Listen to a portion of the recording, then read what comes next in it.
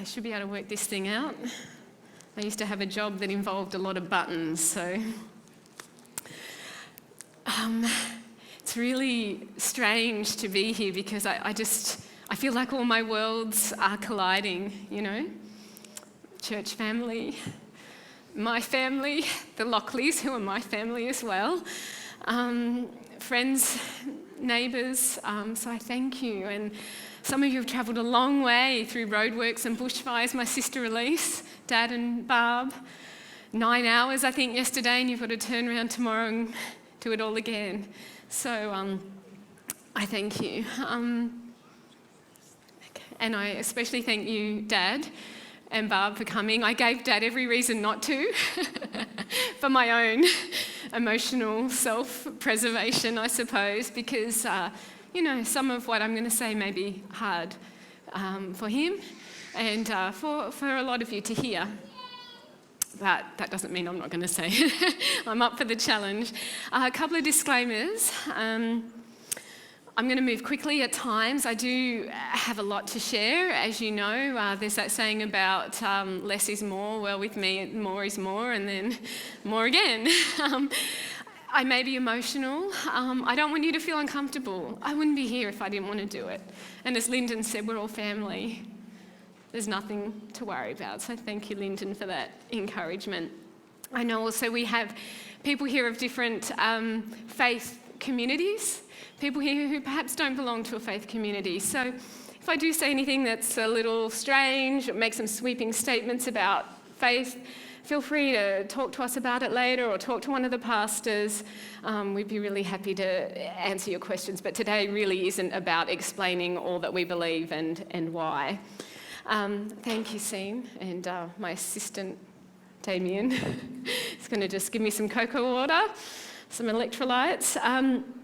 So the title of my talk is, I Can Certainly Do All Things Through Christ. Can, sir? Yeah, you know, that's the best I could come up with. David, when I showed David, he's like, that is so David. You're probably the only one who likes it, but anyway. Of course, it's a reference to Philippians 4:13, I can do all things through Christ who strengthens me, which is a very well-known Bible verse. So, let's see if I can get this working. Who is Summer Lockley? So this is me, my husband Damien, Jaden, who is 10 years old, and Timothy, who is 8. Some of you know us, but for those of you who don't know us, to tell you a little bit about me, I'll just be frank, and that is that I'm an extremely religious homeschooling vegan who lives in a bus. But other than that, I'm like totally normal. We were both raised in loving Christian homes, but we became dedicated followers of Jesus about 9 years ago. And I want to make something clear. We weren't looking for hope. We weren't looking for a crutch. You know, life was good for us. You know, we were at the peak of our careers. We travelled. We had a newborn baby. We didn't see that we had a need at all. And really where it stemmed from was that we were looking into whether to baptise Jaden when he was born. And our study just went from there. And went in all sorts of directions. And we ended up walking into this church one day saying, you know, we believe what you believe and we want to be baptised. And that happened with this quirky American guy who I think had a lot more hair then, David. That's in your own words, although he's making up for it facially these days. So this was April 16, 2011. I was actually pregnant with Timothy at that stage. Fast forward 3 years, Timothy had been born. He was 2, Jaden was 4. And I was diagnosed with breast cancer at the age of 36. It actually, for me, wasn't a surprise. You know, cancer had been on my radar, particularly breast cancer. My mum was diagnosed when she was 33 and died at 43. And I had a very close friend. I have a very close friend. She's still alive, but she is in hospital. Kate, you need to pray for her. She was meant to be here today. Kate and I worked together side by side in radio for 6 years. And anyway, she was diagnosed with breast cancer when we were 31 and went through treatment. Cancer came back, went through treatment. Then she got acute myeloid leukemia. She's still alive. She's amazing. But I was aware. I mean, I was a journalist. I did stories on cancer all the time. I interviewed families going through cancer. I knew the cancer statistics. So it wasn't actually a surprise. I never asked why, amazingly. It affects so many other people. Why couldn't it affect me? Like, just looking at it bluntly. Never occurred to me to actually doubt God, amazingly. That probably came from other people, but I understood because we had just done this study, you see, and been baptised, I understood why it was happening.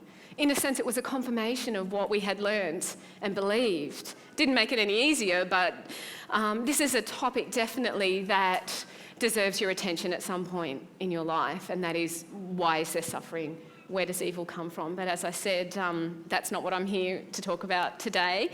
But I knew and believed the scriptural picture of God as love. James 1:17, every good gift and every perfect gift is from above and comes down from the Father of lights. With him there is no variation or shadow of turning. Amen. I remember saying to Damien in the car on the way home from the medical centre, after the diagnosis, I wonder what God's going to do with this. I seriously remember saying that. As Pastor David would say, God didn't choose it, but he will use it. And I had a chat with a friend, Fiona, Paula, your sister, where I know you're here, Paula, your sister in Brisbane. And she's like, Summer, this is a gift. This is going to be amazing. You're going to do so well and you're going to be so healthy and amazing. And she's not alone in her sentiments, as crazy as that sounds. Olivia Newton-John, a very well-known Australian, in her recent memoir, Don't Stop Believin'. I remember when I was diagnosed, when I discovered I had breast cancer back in 1992, my dear Buddhist friend Jim said to me, congratulations, now you will grow. At the time, I wasn't so sure what he meant, but now I know. The hard truth is, you don't grow in life without difficulties. You can make a decision to get angry or bitter when life's challenges arise, or you can choose to learn and be grateful for the lesson. Ellen White, one of the founders of the Seventh-day Adventist Church, who was a prolific writer, simple, short but sweet, all trials that are received as educators will produce joy. What am I going to learn? What am I going to learn from this? I didn't know what that growth was going to look like, or that education. If I had my way, it would have been some intense natural healing protocol, miracle recovery, and then I'm on the health speaking circuit, if that, spoiler alert, didn't really happen that way. 5 years later. Unfortunately, cancer is everyone's business. I just want to spend a couple of minutes on this, okay? 1 in 2 Australians are going to be diagnosed in their lifetime. Currently, 50,000 deaths per year in Australia. You know how quick a year goes? Next year, there'll be another 50. When I first started following these stats 4 years ago, it was 45,000. To give you a comparison, some perspective, car accidents, 1,200. They deserve our attention too. Very horrific. But when we're looking at the numbers, you see what kind of problem this is. 3,000 breast cancer deaths in Australia every year. Globally, 9.6 million per year in deaths. That's not diagnosis, that's deaths. That's the population of Hungary. Paul Broder wrote, statistics are human beings with the tears wiped off. Did I go past that? Yeah, there we go. Statistics are human beings with the tears wiped off. I understood this from growing up with the backdrop of cancer. 3 of my surrogate mums are here today. Jules, I think there's only 3 of you here. Annette, my Auntie Barbara. They stepped in. They were there for our family through the 10 years that my mum was dealing with cancer and beyond that. There she is. And they understand this as well, the collective misery that cancer inflicts on patients and their loved ones. By the way, I tend to look at the death statistics. I don't mean to sound negative, but I don't look so much at the survival, and the simple reason being that survival statistics for cancer are based on a 5-year survival. So for breast cancer, 9 out of 10 women are surviving breast cancer for 5 years. Okay, so statistics aren't necessarily accurate in that regard. It seems to me, it annoys me a little bit, and other patients, because it's like, well, cancer's the one thing that you can survive and then die of. You know, it just doesn't make sense. Fortune magazine, 1937, thus for 3,000 years and more, this disease has been known to the medical profession, and for 3,000 years and more, humanity has been knocking at the door of the medical profession for a cure. And that was 1937. We're still knocking. Still knocking, you know. I spend a lot of time in waiting rooms, and you hear people all the time, I just got to hang on till they get a cure. It's just around the corner. People say it to me as well. You know, there is no cure for all cancers in all people. And I've got to say, I'm not hanging on for the cure. I don't go to the doctor for hope. I go for help. My hope comes from above, for beyond this, because even if I'm healed of cancer, or you're healed of whatever you've got going on, we're all still going to die. There you go. Come on. We're all perishing. I also understood that I could be worse off with treatment. Most of the common methods to treat cancer, to monitor it, are certainly damaging to the body. We know that. Chemotherapy, I know people who have got leukemia from the chemo, died of sepsis infections. Tamoxifen, one of the mainstream drugs which is used for women like me, I've managed to avoid it because I've gone overseas, for other hormone-blocking drugs. It is listed, I still cannot believe this, number 108 by the World Health Organization as a carcinogen. So there's such a contradiction. Yeah, it's safe to use it and it works, but no, it's a carcinogen that you're using to get rid of your cancer, or to certainly prevent its growth. There's no such thing as a side effect, right? There's only an effect. If you're getting leukemia from your chemotherapy, that's an effect to me. Anna Devere Smith wrote, we'll come to that. Cancer therapy is like beating the dog with a stick to get rid of his fleas. If you've ever been through it, or you know anyone who has, you would know that she is right on the mark there. So I got out those risk versus benefit scales. You know, what's a treatment? How is it going to work? What are the risks? And I decided to, and we prayed about it, of course, we decided to prioritise quality of life rather than quantity. We're going to have some, I should tell you, it wasn't that I knew better. I knew what we were up against. I understood cancer on a cellular level. We are going to have some fun now. I'm going to move really quick, so bear with me. You're going to think I'm crazy. I am, and you would be too if you're in my situation, trust me. I'm going to show you some of what I've been up to for the last 5 years, okay? So here we go. Okay, I have done supplement and drug protocols, everything from broccoli sprouts, turmeric, vitamin D, iodine, to pharmaceutical hormone-blocking drugs. That's a random look at our fridge the other day.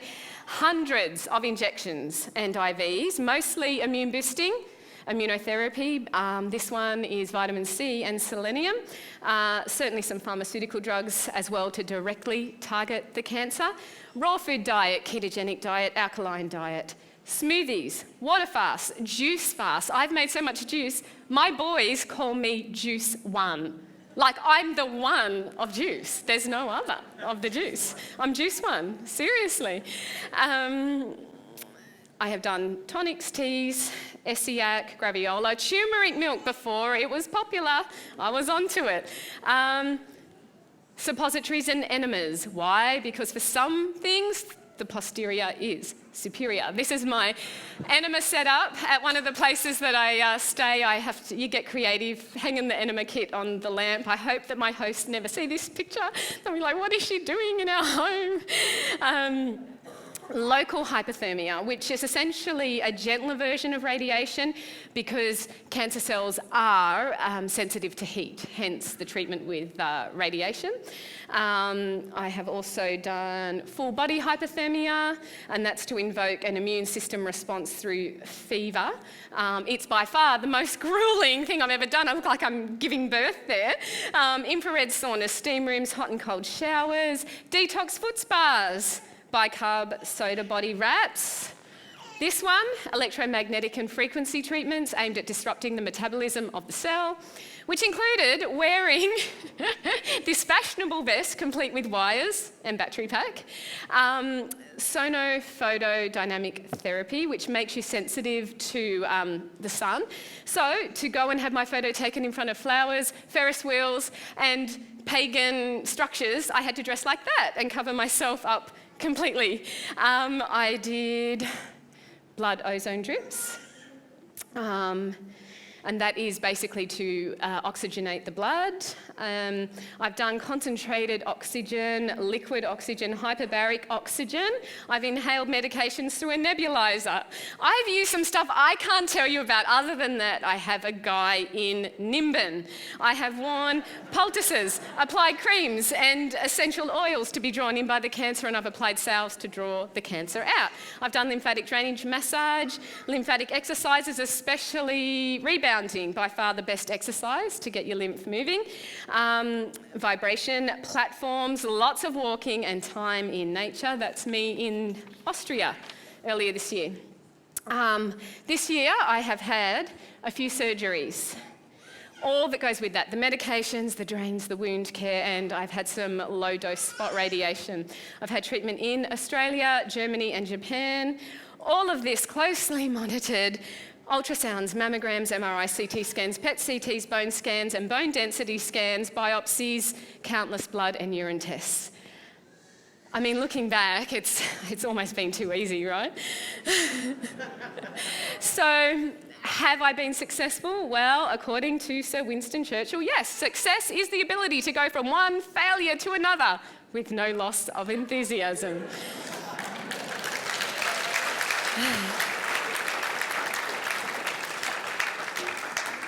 The cancer went up and down. Tumours disappear, reappear, something's cleared, and 4 months later it's growing again. I've had one 9 centimetres that was 2 centimetres 3 months later. It's always building a resistance to what we do.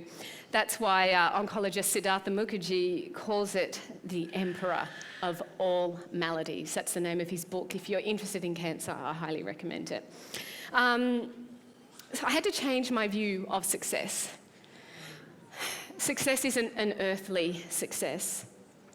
Success is growing closer to my maker and improving my relationships with other people. Some people go the other way, and I get that. I don't want to connect with people, and I'm cutting the dead wood. That's what I've heard people say.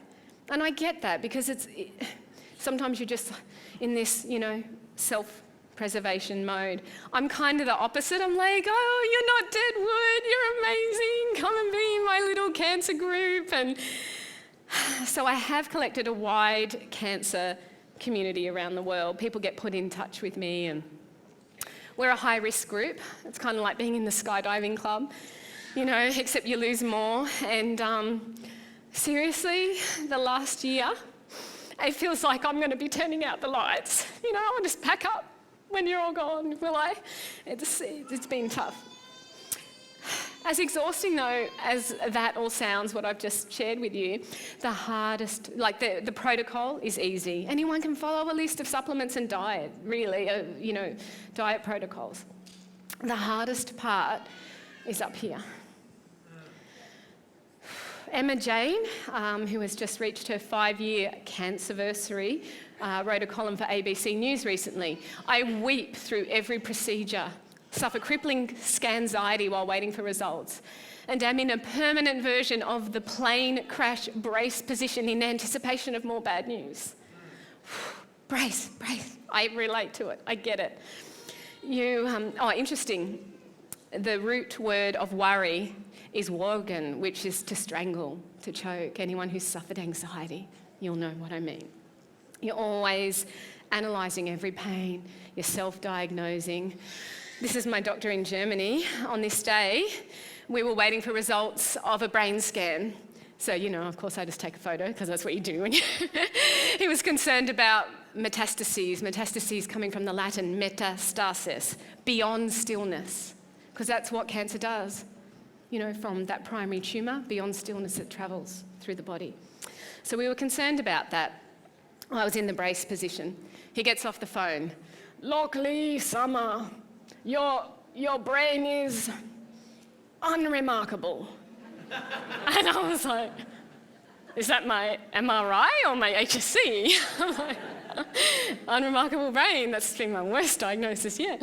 And then he was like, this is not the right word. And I went, no, well, it is. There's nothing to remark on. Crisis averted. I realised early on that managing that fear was just going to be key, number one. I want to talk to the Christians for a moment here specifically. If you are not memorising scripture, you need to start. Amen. You're not going to be claiming the promises of Netflix when you're waiting for your results. I wasn't, when we started on this cancer journey, I'd go to Damien, what's that scripture? What's that scripture? Once I started, I now know 100. Like me, with my drug-affected brain, I now know 100 scriptures. And you can claim those promises. I started with things that address fear. 2 Timothy 1:7, for God has not given us a spirit of fear, but of power and of love and of a sound mind. This was pivotal for me because it pointed out if you've got fear, you're not making sound decisions. Any police officer, Brendan, where are you? Somewhere over there maybe. Any police officer will tell you scared people do dumb stuff. I've seen it for years as a reporter. And I have done dumb things myself because I was scared, so the fear. Isaiah 41:10, fear not, for I am with you. Amen. Be not dismayed, for I am your God. I will strengthen you. Yes, I will help you. I will uphold you with my righteous right hand. Do we really believe do we really believe what we say we believe? Do we believe what God says? If we do, we won't have any fear, even through these hardships, because we know that there is an eternal plan and God is working all things together for good, for our eternal good. Damo really reaffirmed this for me many times, but one that really stands out in 2017. I was really unwell, and I've generally not been unwell from the cancer. It's always been from whatever treatments I'm doing. And I just thought that was it. That was early 2017. And he just said, Dasami, it'll be okay. And if it's not okay, it'll still be okay, because it has to be okay. We know we've got God's promises. So no matter what happens, it's still okay. Amen. Simple words, but they really helped me. There was one downside that I learnt to having an amazing, caring community, and that is managing everyone's concerns and fears, or responding to, I should say, about my situation. People would say, I had a friend and she did what you did and she died. And I'm like, well, clearly she ain't done what I've done, right? I've shown you what I've done and there's no chance that she has. But even if she had, any oncologist would tell you that all cancer treatment is experimental in the individual. You don't know how the cancer's going to respond, and you don't know how your body's going to handle the treatment. Someone else said to me, don't let your church stop you from treating this. I've had that a few times, and so I was able to just say, hey, Google Seventh-day Adventist churches, hospitals, I should say, and even just recently, I think the SAN in Sydney was voted equal first in New South Wales by patients for their outpatient cancer centre. So yeah, definitely no one in the church was stopping me. So I understood where it was coming from. I knew that perhaps people didn't know and understand, and you would hear things and it would be hard. But you know what? I prayed about it and God showed me something. Ecclesiastes 7:3-4. Also, do not take to heart everything people say, lest you hear your servant cursing you. For many times also, Summer, your own heart has known that even you have cursed others. I have been an armchair critic of people and their decisions. Judge not that you be not judged. So you can learn a lot from the way people treat you.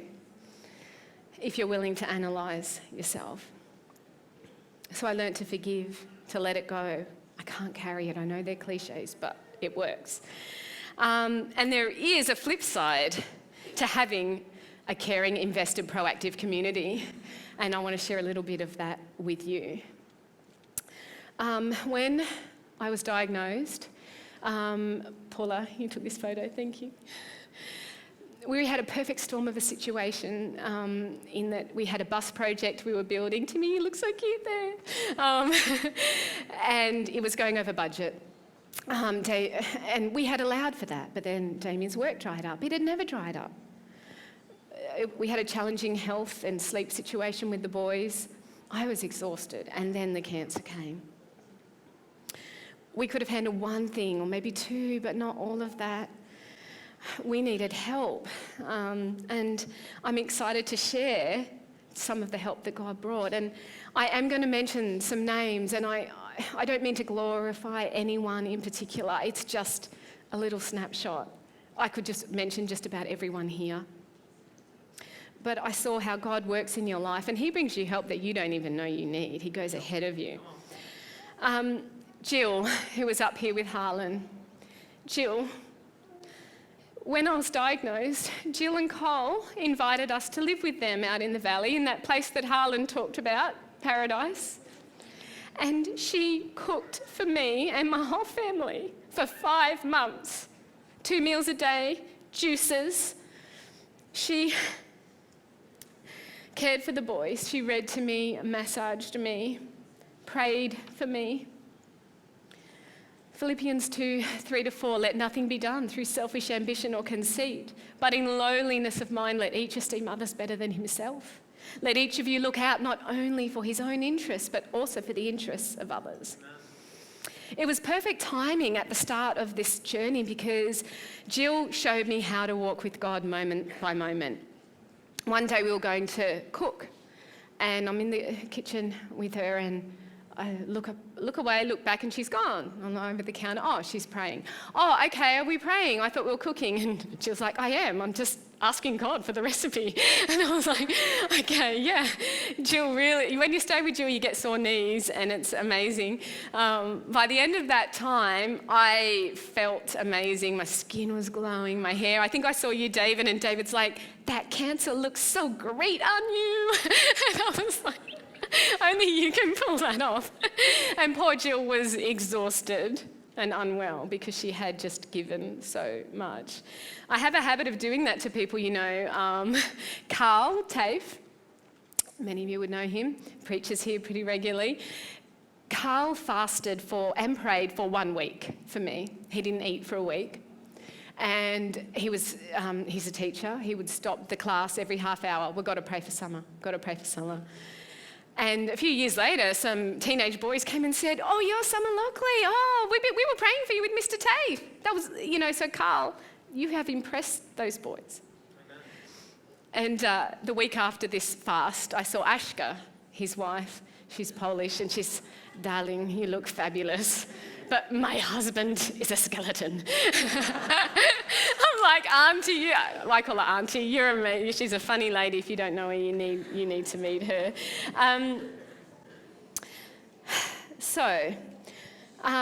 We also spent a year at the Norths property where we were embraced by the whole Limphamwood crew out there. And during that time, Karen became my friend, helper, my advocate.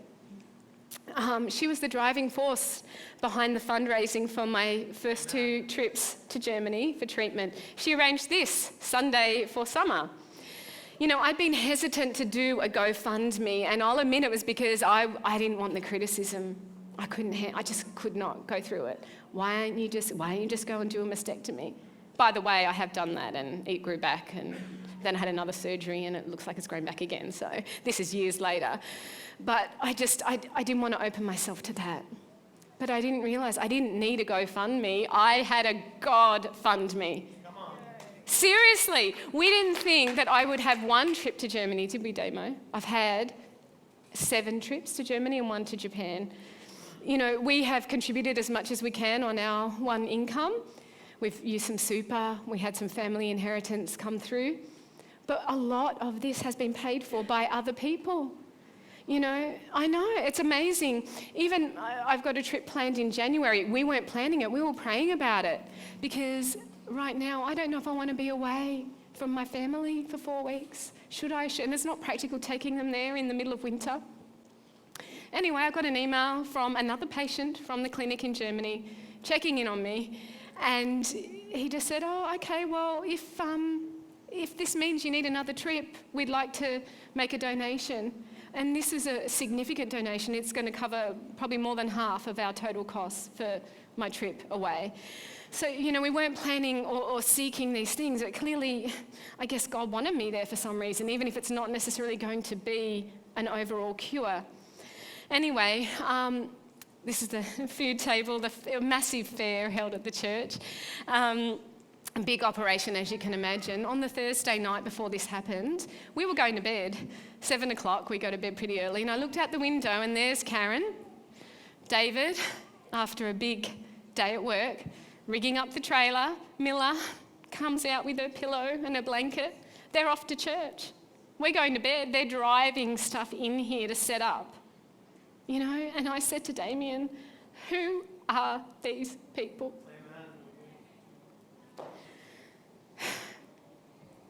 Everyone was so enthusiastic about that day. And I'm so grateful, Karen, for all you did.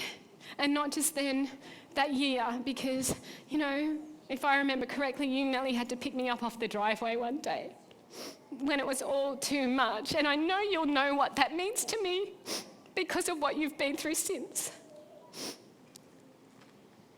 I could say the same about Gina Brinsmead. If you don't know the Brinsmeads, you should. Yeah. I think they're kind of like the quiet achievers of the church, a little like sneaky, a little under the radar. Anyway, we lived with them for a year on their property. And look, John made friends with those boys instantly. When the day we arrive, he comes in with a bobcat and dumps a massive pile of sand in the yard for them to play with on his beautiful grass. Gina just...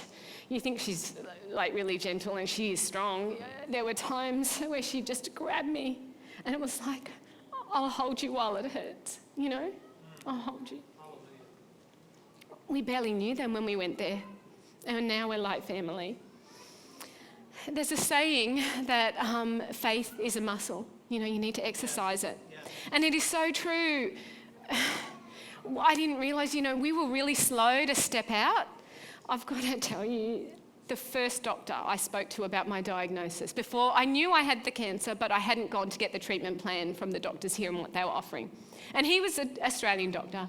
His words to me, go to Germany. If you were my wife, you'd be on a plane.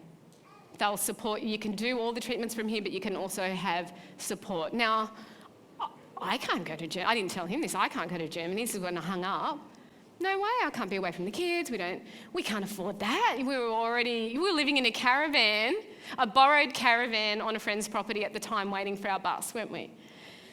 And then it was over a year later, that I first went.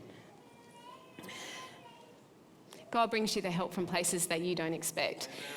The first donation actually came from my sister Jada, her workmate in Newcastle. Never met her.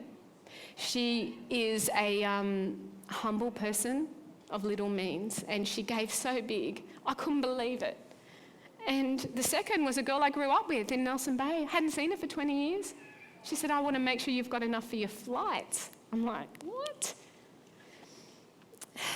A few years ago, this church took donations to build a media ministry. That's what you see with these cameras, to take sermons, health talks, whatever, around the world, to offer hope to other people and help. We didn't realise that was going to come back to members of this church. Do you know that through one of those sermons, I had a couple from America contact me.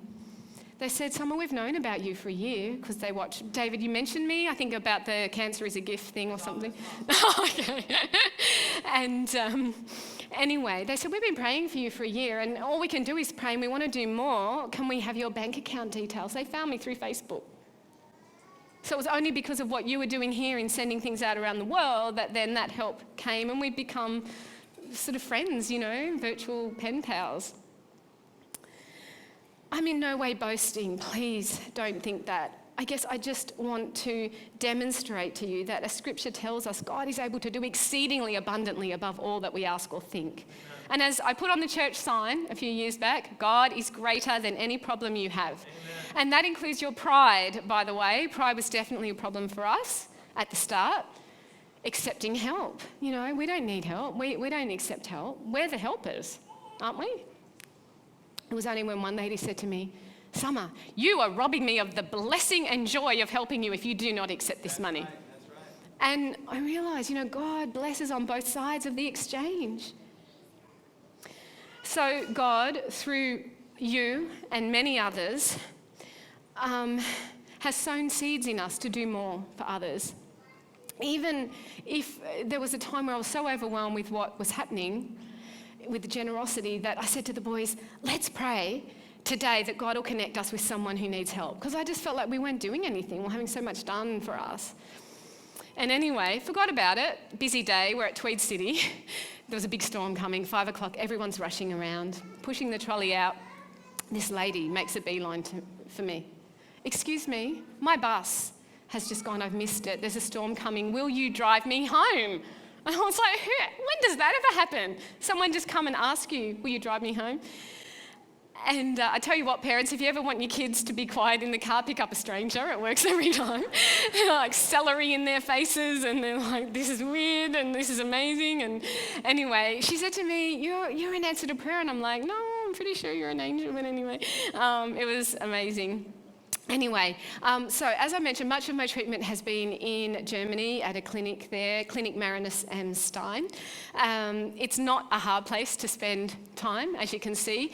This is from the clinic, and one of the places I stay is two places I stay just at the bottom of those hills there. That's Wendelstein Mountain. This is my doctor, Dr. Weber Axel. He's a surgeon. He escaped from East Germany before the war came down. He understands suffering. He told me straight away, healing comes from above. Don't look to me for healing. It was amazing. I'm just here to help. He'd hold my hand during an IV, and he has these beautiful surgeon hands, and he's just really lovely. It's a family-run clinic, and it's, as I said, it's an easy place to spend time, despite the problems. What's the most unusual thing about the clinic is that the noise of day-to-day life is gone. Not just because it's a nice environment, but you're working on a different level when you're there. You're running on a different level. You're away from the normal distractions, and basically everyone's sick. They don't look sick. I mean, look, beautiful ladies. Unfortunately, 2 of those ladies no longer with us, in the grave. They don't look sick, but there is that undercurrent. And they're looking for peace, looking for hope beyond now. And the conversation centres on meaningful things. And it's refreshing. Amen. It's raw. Yes. But in this sort of superficial world, it's so refreshing. I love it. And we laugh. I've got to say, there's a lot of laughing. One day I did a Gina, that's what I call it now, I did a Gina.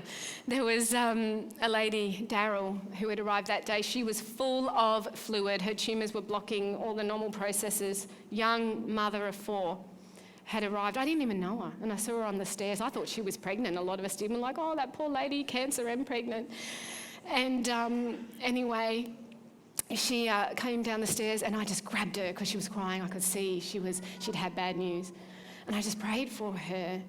And amazingly, that trip, she went from being like the patient that everyone was like, oh, she's really unwell, to, oh, wow, she looks so amazing. And she had a bit of a miracle turnaround that trip and lived another 2 years. Amen. And then through divine timing in November, I sat with her in her final days in Germany. And she said to me, even then, she couldn't talk much in between her resting, and she said, oh, I always remember that day, Summer. That day you just grabbed me, and it meant so much. So Gina, God used Gina, and then you see how it works? Yes. The lady on my right, this is Susan from Barbados, And anyway, Damien, when I left, this is my first trip, he said he put a Bible in my, a spare Bible in my suitcase. And anyway, there was another lady there and she actually really wanted it. She said, oh, you know, I've been wanting to get back into scripture. And anyway, she was leaving, weighed her bag, she couldn't take it. She's like, it's too heavy, will you send me one? Because it was a particular type with studies that she really wanted to look at. Anyway, Susan said, well, I'll take it. Susan went home and she had to have a lot of chemotherapy. The last message I got from her earlier this year, she said, Summer, I'm reading your Bible and it is helping me. Thank you. How can a book help you? Well, it can, if it's a special one. Now, this lady, Tisha from Texas, she's like my best girl. You know, I met her. She was the first person. She opened the door when I arrived in 2015. And we just became so close. Same type of cancer, 2 boys the same age, both homeschooling. And we shared, but we crossed over on 4 trips. We'd share in between almost daily what was happening, give each other, support. Anyway, I always kind of coveted her diagnosis because she always was doing better than me. And then earlier last year, it took hold and it moved quickly. And again, through divine timing, Damien and Jada just worked together to work out when I should go for my trip, and I crossed over with her. And I was with her and able to support her and her mum. Her mum was there, her husband and boys weren't. And because as I said, it just happened so quick. And they moved her to the local hospital.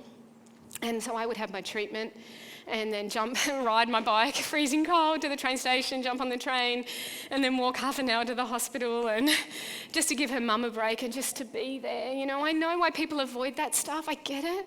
But I'm like, I want to be there. I want to hold you. I want to smell you and just pray. And we sang Amazing Grace one day, and she was able to remember some of the words, and we talked about heaven, and it was amazing. But it was such a contradiction. I mean, we'd ridden to Austria together. On this trip, we rode to Austria. You know, as you do in Germany, you just ride to Austria, and we're on these dodgy clinic bikes and just couldn't walk for days after that. And and you ride through farms, and she's like, y'all can't do this in Texas. She thought we're going to get shot because you don't go through people's properties in Texas. And so to see that, we'd been through it with Mum as a child, and now to see it as an adult happening to a friend from the same disease that I have, I don't know, God just got me through it. I don't think I even shed a tear even. Not that there's anything wrong with shedding a tear, but I was just in this different mode, as you are, many of you would know, when it's that palliative time. It's a little cocoon. My sister and her husband have just been through it with his father. So they flew her home they did a private medical flight and got her home, and she died 4 hours after landing in Austin. And I just, I don't even know how I walked away from the hospital that night, when you're just like, David, I thought of you with Martin. They're still alive. If I just go back, they're still here.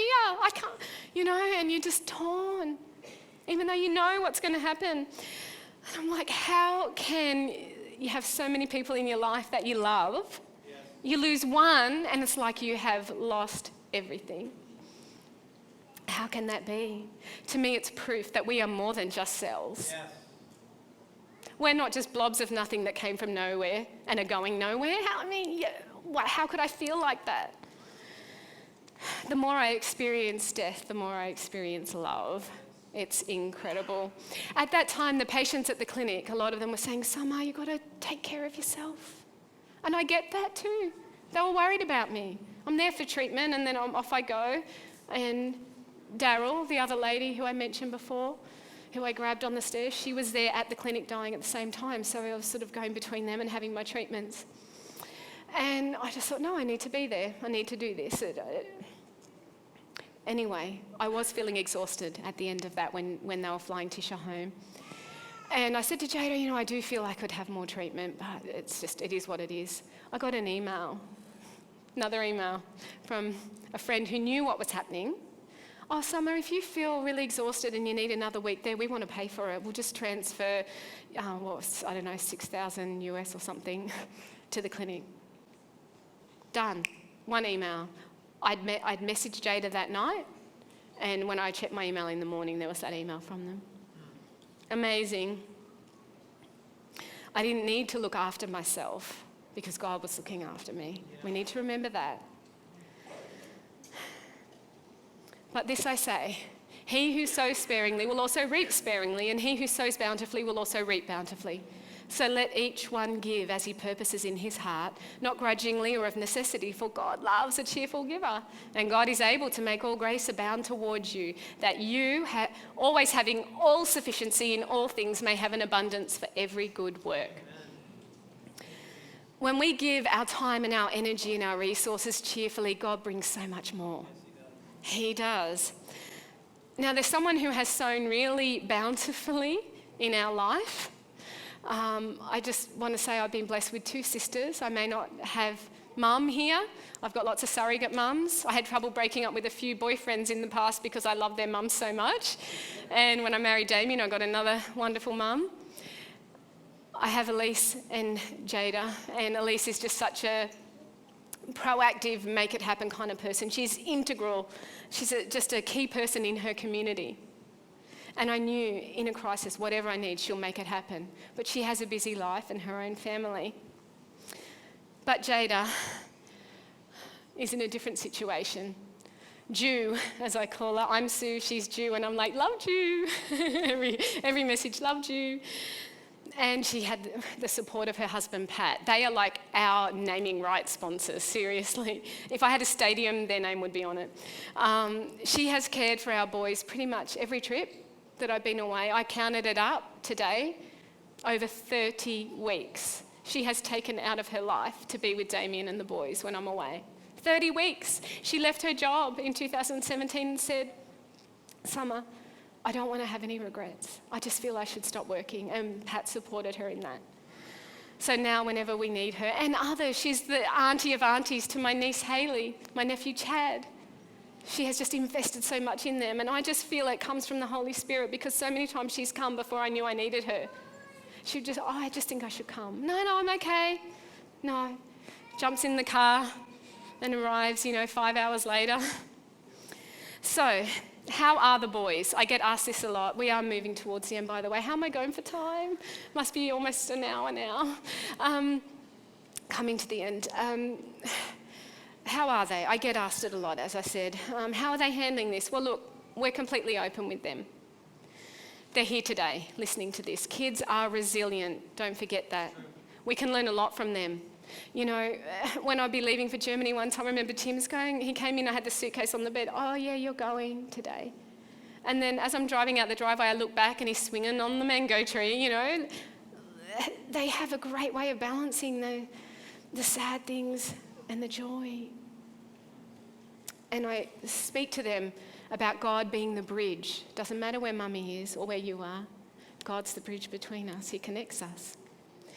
So, by the way, that was last time I came home. Welcome home, Mummy. Timmy's shadow taking a photo of us. And they're like, was it really 3 weeks? It just went so quick. So that's, really good.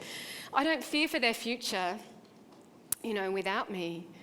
Jada, Elise and I have spoken about that we are who we are because Mum existed and then she didn't. And our best character traits have come from her not being here. That is the truth. Would I prefer that she was here? Absolutely. And it would be great. But we shouldn't push away and think negatively about these experiences because you grow, which I mentioned earlier. So what's happening now with my health? Okay. I don't talk stages normally. But if I was to talk stages, it would be stage 4. So what does that mean? Well, there's no stage 5.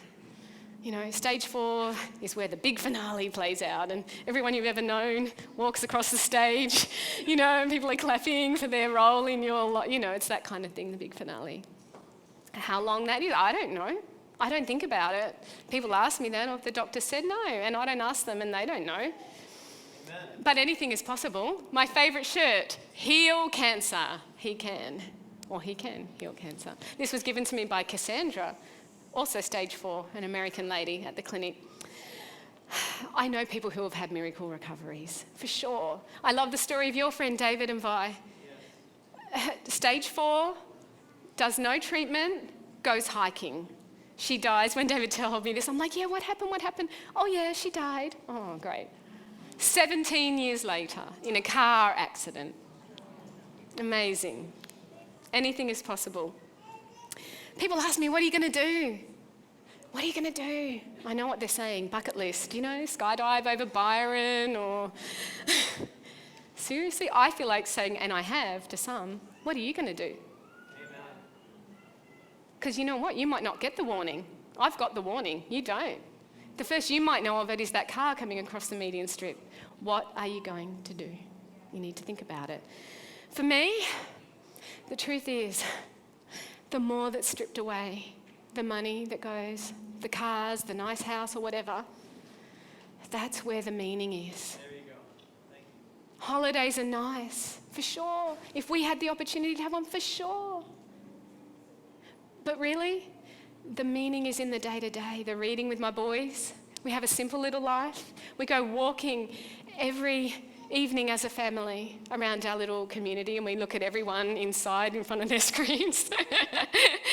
And we're out walking, and we have a simple life that we love, and that is the most important thing to me. Sometimes I wake up in the night, I can't sleep, and I just listen to them breathe. I go and breathe them in and hear them. Even you, Damo, it's a bit weird. You are my husband though. And I'm like, God, this is so amazing. I feel like I'm just living on a whole new level. It is amazing. Therefore, we do not lose heart. This is one of my favourites, probably the first, other than 2 Timothy 1 Timothy 1:7, is it? No, 2nd. Thank you, David. Therefore, we do not lose heart, even though our outward man is perishing. Yet the inward man is being renewed day by day. For our light affliction, which is but for a moment, is working for us a far more exceeding and eternal weight of glory. While we do not look at the things which are seen, but at the things which are not seen.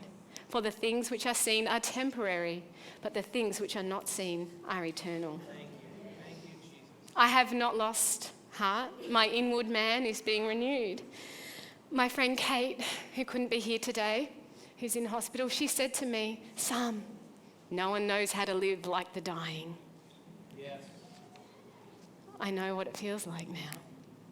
Not that I want to think of myself as dying, but you know what I mean. I feel privileged to have this time, this opportunity to be refined. I get complacent about it too. I'll be open. I do. You always think you've got more time. I went for a routine appointment about 6 weeks ago in Lismore.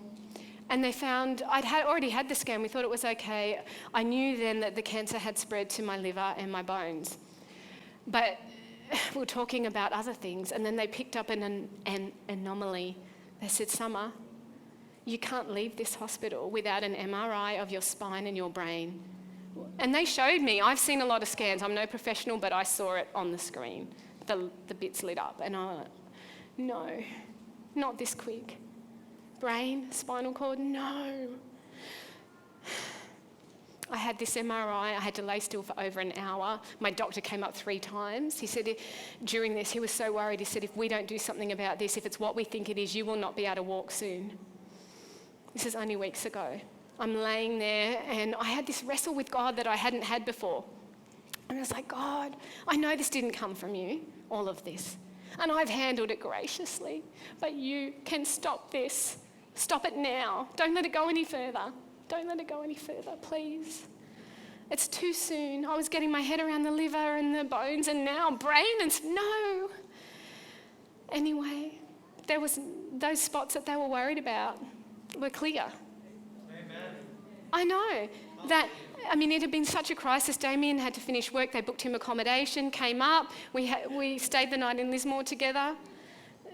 That's how serious it was. They brought out the steroids. If you know anything about the brain, you know that when they bring the steroids, they made me have the steroids. I'm like, oh no, this is bad. I was saying to Damien that night though, it's amazing how it gives you perspective. I'm like, now all of a sudden, I'm the happiest person who only has liver and bone cancer. I'm like, it's only in my liver and bones.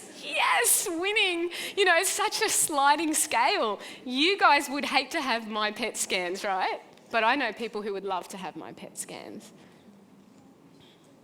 So, to wind up, I want to introduce you to two more people. Summer and Damien. Damien and Summer met New Year's Eve 2000.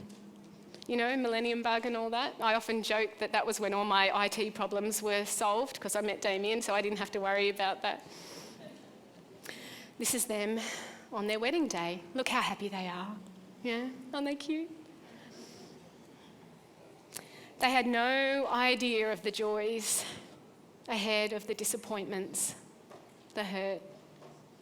But they're bucking the trend and they're surviving, and maybe not just surviving, their marriage is thriving most of the time.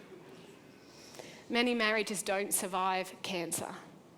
I know, I see it a lot. People cannot believe the support that I have in him. And him. We take no credit for it. As Josh Cunningham, I love this song, as he says, there's got to be 3 chords woven, God and me and you. Are we ready for what might happen? No. Are you ready for what might happen? No. Do we even know what might happen? No. But as things happen, we will be. We will be ready. What we're coping with now, we could never have imagined coping with 2 years ago. We could never have imagined coping with that 5 years ago, but we are coping. Karen, you know. Karen, you're coping. You're doing great. God doesn't give us the strength for next year, next month, or even tomorrow. Deuteronomy 33:25. As your days, so shall your strength be. And I also want to say about Damien, I want to thank God for Damien. And I thank you, Damien, for pointing me to God, constantly pointing me to God whenever I have doubts. Sometimes I'm like scared to tell him because I feel like it's Joshua 1:9, you know, have I not commanded you? You know, not that he commanded me, but he's like, we've been through this. I thought, well, we've been through it. I thank you for all of the hard work, Damien, for never complaining about how tired you are and about the money that just keeps going. I thank you for taking on all the extra at home, for improving on my recipes. I may be juice one, but he's the acai guy. He makes a good acai. But going back to the day-to-day, you know, we sung that hymn day by day. Matthew 6:34, I think, David, you mentioned this before. Therefore, do not worry about tomorrow, for tomorrow will worry about its own things. Sufficient for the day is its own trouble. And I'll end on this one. I love this. Per Olive Enquest. One day we shall die, but all the other days we shall be alive. Not just here, but also in heaven. We got a lot of days to be alive, so we can't focus on that one day when we're going to die. And I understand that with illness it can be that decline. And like I said, I'm not, if that happens, I'm not looking forward to that. I can't cope with that now, but on the day, we will. Beloved, I encourage you, whatever you're going through, and I know you'll be going through stuff, I encourage you to join me really living each day, in the truth and love of Christ, doing all things through him who strengthens you. Father in heaven, I thank you for your faithfulness. I thank you that you forgive me, that you forgive us when we aren't faithful. I thank you for guiding our choices, for your loving arm of protection. I thank you for everyone here, Lord. You know their hearts. You know the troubles they may be facing and the cares of their lives, and I just pray for a special blessing on each and every one. And I pray for a beautiful, joyful afternoon together In the name of your Son, Jesus. Amen.